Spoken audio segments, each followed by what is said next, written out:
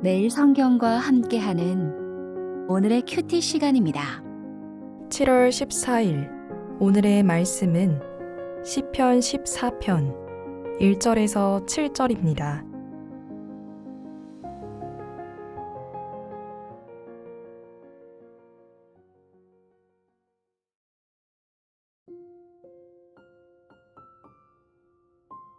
어리석은 자는 그의 마음에 이르기를 하나님이 없다 하는도다.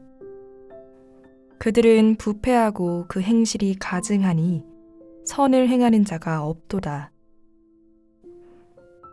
여호와께서 하늘에서 인생을 굽어 살피사 지각이 있어 하나님을 찾는 자가 있는가 보려 하신즉 다 치우쳐 함께 더러운 자가 되고 선을 행하는 자가 없으니 하나도 없도다. 죄악을 행하는 자는 다 무지하냐? 그들이 떡 먹듯이 내 백성을 먹으면서 여호와를 부르지 아니하는도다. 그러나 거기서 그들은 두려워하였으니 하나님이 의인의 세례에 계심이로다. 너희가 가난한 자의 계획을 부끄럽게 하나 오직 여호와는 그의 피난처가 되시도다.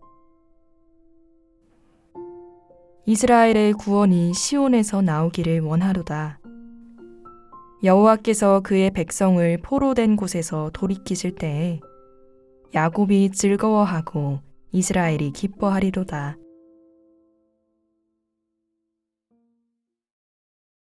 매일 성경 독자 여러분 반갑습니다. 7월 14일 화요일에 함께 묵상할 말씀은 시편 14편입니다. 본문의 내용입니다. 마음속으로 하나님이 없다고 말하는 사람들에게는 브레이크가 없습니다. 브레이크가 없다 보니 그들의 영혼과 삶은 멈추지 못한 채 계속 무너져 내립니다. 하나님이 사라진 자리에 남는 건 결국 욕망뿐입니다. 그 욕망이 자신의 삶을 철저히 망가뜨리고 있는데도 멈추지 못하니 어리석다고 할 수밖에 없습니다. 또한 이들에게는 브레이크뿐 아니라 선을 향한 소망과 계획도 없습니다. 무엇이 옳고 선한지 고민하기보다 욕망이 이끄는 대로 살아갈 뿐입니다. 결국 하나님을 떠난 인생은 욕망과 본능에 이끌려 살아가는 짐승과 같은 삶으로 흘러가게 됩니다. 어리석은 자들이 없다고 여기는 하나님은 하늘에서 모든 사람을 굽어 살피고 계십니다. 사람들은 땅의 계산과 세상의 방식에만 사로잡혀 살아가기에 하늘에 계신 하나님을 보지 못했습니다. 하나님은 사람들 가운데 하나님을 찾는 자가 있는지, 참된 지혜를 구하는 자가 있는지를 살피십니다. 그런데 그 결과는 충격적입니다. 사람들은 하나님과 하늘의 지혜를 찾지 않고 부패와 가증한 길을 선택하고 누가 더 많이, 더 빨리 더러워질 수 있는지를 경쟁하듯 살아갑니다. 그러니 선을 소망하고 이루기 위해 계획하는 사람을 찾기 어렵습니다. 바울도 이 사실을 잘 알았기에 로마서 3장에서 2절과 3절을 인용합니다. 하나님을 찾지 않는 것은 몇몇 악한 사람들만의 문제가 아니라 제 아래에 있는 모든 인간의 보편적인 상태입니다. 다윗은 죄악을 행하는 자는 다 무지하냐라고 묻습니다. 이는 저들은 정말 알지 못하는가? 알면서도 저러는 것인가? 아니면 모르고 저러는 것인가? 어떻게 저렇게 뻔뻔하게 행동할 수 있는가라는 탄식에 가까운 표현입니다. 여기에는 놀람과 안타까움, 책망과 충격이 담겨 있습니다. 다윗은 악인들의 도덕적 무감각을 보며 탄식합니다. 하나님을 떠난 그들은 자기 힘과 욕망을 삶의 기준으로 삼고 살아갑니다.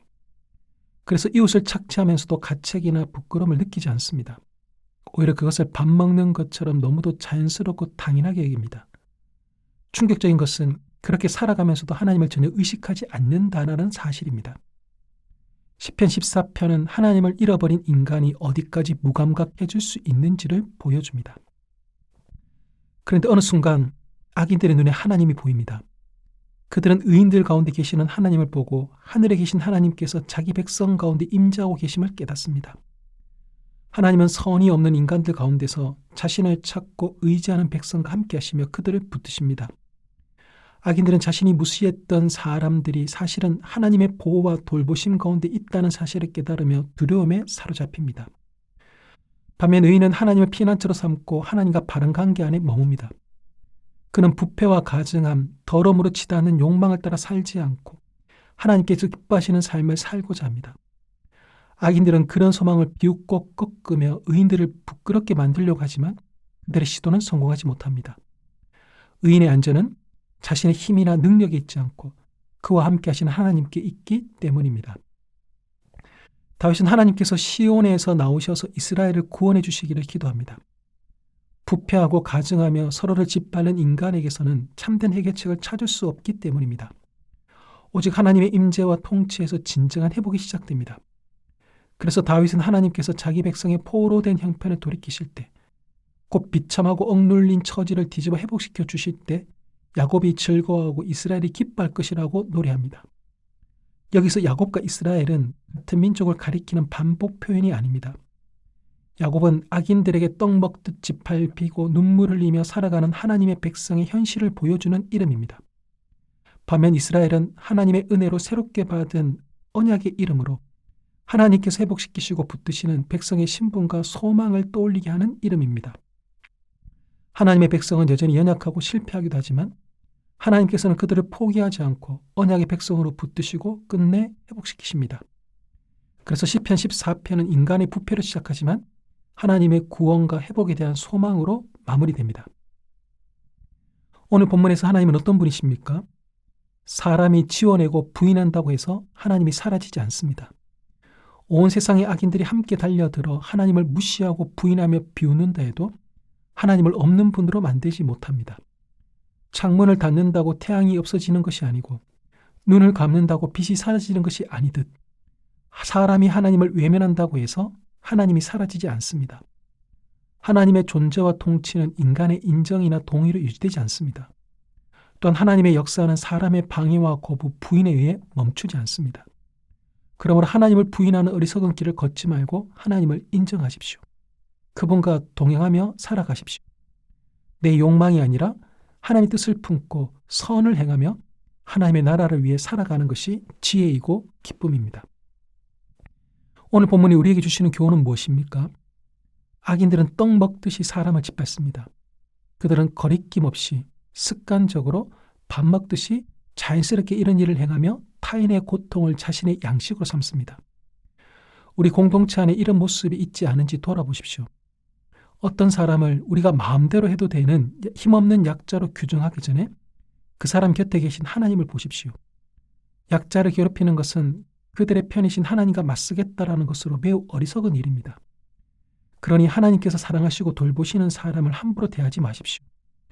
오히려 우리 공동체를 상처 입은 이웃의 눈물을 닦아주고 연약한 사람을 품어주며 넘어진 사람을 다시 일으켜 세워주는 회복의 공동체로, 은혜의 공동체로 세워가기를 결단하십시오. 기도하겠습니다. 하나님, 세상이 주님을 부인하고 각자의 욕망을 따라 살아갈지라도 우리는 살아계신 하나님의 통치를 온전히 인정하며 동행하는 지혜로운 삶을 살게 하옵소서. 우리 공동체가 상처 입은 이웃을 품어주는 따뜻한 피난처가 되게 하옵소서. 허물 많고 연약한 우리를 끝까지 붙드시고 회복하시는 은혜를 바라보며 하나님의 구원과 통치를 기다리며 기쁨으로 살아가게 하옵소서. 예수님의 이름으로 기도합니다. 아멘.